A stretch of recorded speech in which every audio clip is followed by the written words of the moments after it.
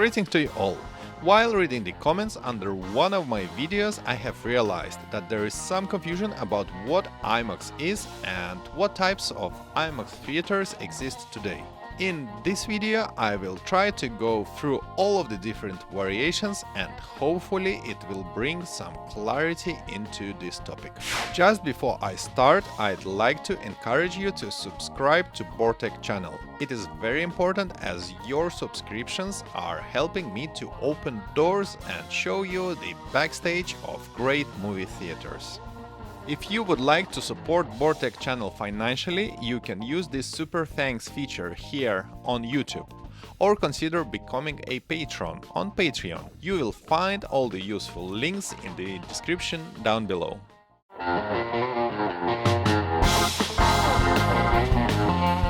IMAX currently offers several different formats, including IMAX 1570mm film, IMAX Dome or OMNIMAX, Digital IMAX and IMAX with lasers.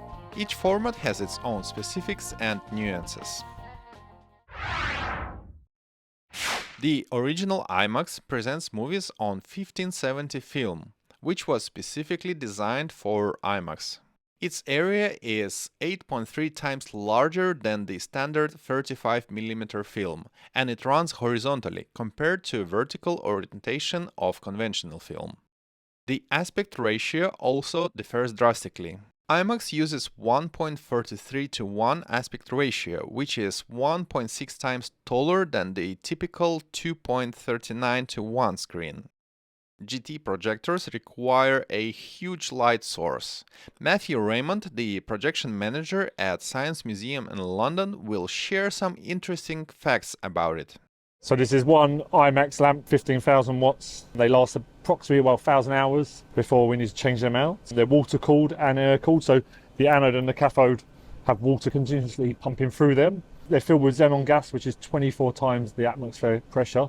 So if they were to be knocked when being put in, they will shatter and explode and damage the projector and also yourself. So we wear big Kevlar sort of vests and face masks when we're handling these. So these are quite heavy as well, and there's two of these in the projector. Cinemas with such a huge screen have to have a massive sound system which is designed to match the scale of the image on the screen. The combined power of 6 speakers and the subwoofers reaches 20,000 watts.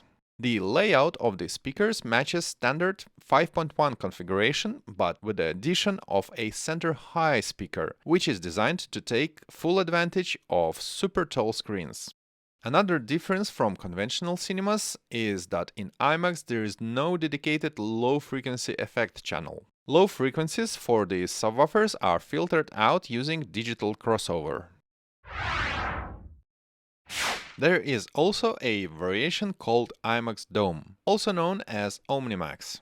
These theaters project an image on a spherical screen. The footage has to be filmed specifically for them using cameras with fisheye lenses.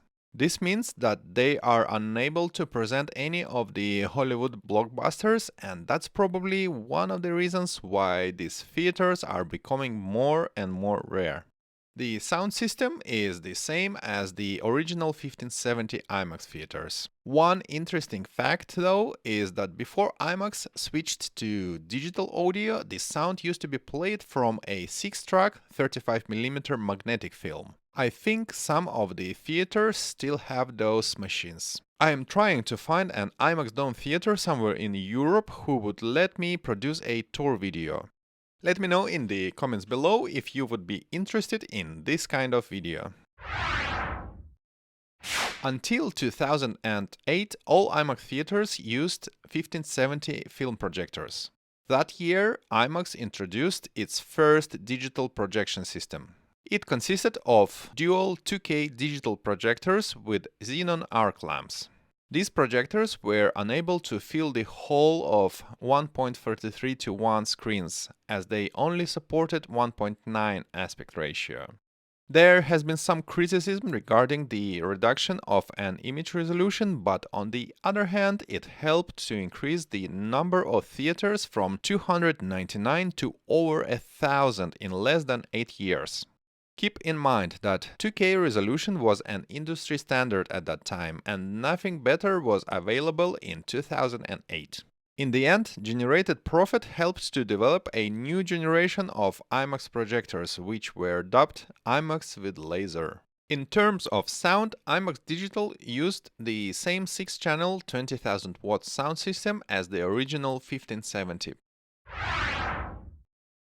Scotiabank Theatre in Toronto was the first IMAX in the world which installed a new generation IMAX with lasers projection system in 2014. IMAX with lasers has quite a few major improvements compared with the first generation IMAX Digital. First of all, as its name suggests, it has red, green and blue lasers as a light source instead of old xenon lamps. This improved the brightness and contrast and allowed it to display a full Rec 2020 color gamut. The resolution of an image has quadrupled compared with the previous generation. 4K might not be equal to an estimated resolution of 1570 film, but this is a new standard for the film industry and it's enough to immerse yourself into the action on a giant IMAX screen. New generation projectors are bright enough to fill 1.33:1 screens. It looks like IMAX is moving away from the 1.43:1 aspect ratio, as the majority of the new screens are 1.9:1. The sound system also received a major facelift. Number of channels has doubled from 6 to 12. Now there are 2 additional channels on either side of the auditorium, as well as 4 speakers mounted on the ceiling. Each speaker is powered by a dedicated IMAX AM5 amplifier, while subwoofers are powered by another 2 AM4 amplifiers. There is another variation of laser projector designed for a smaller screens or screens which don't require 1.43:1 aspect ratio, which IMAX has started to roll out in late 2018. It consists of a single laser light source projector. It might not be as bright as dual units, but it is still way more advanced than previous generation xenon projectors. In some cases, these single units might be chosen because of the space restrictions where it is not possible to fit 2 projectors. This was exactly the case at BFI IMAX, where losing their IMAX GT film projector was not an option. Now, the sound system that goes with single laser is the same 12-channel configuration. So don't worry, you will be getting the best audio experience possible.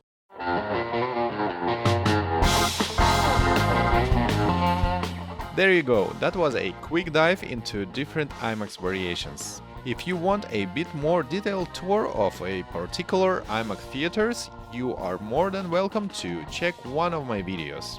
It would be great to know your preferred IMAX theater, so don't hesitate to drop a comment. This is it for this video, thanks for watching and I'll see you soon. Goodbye.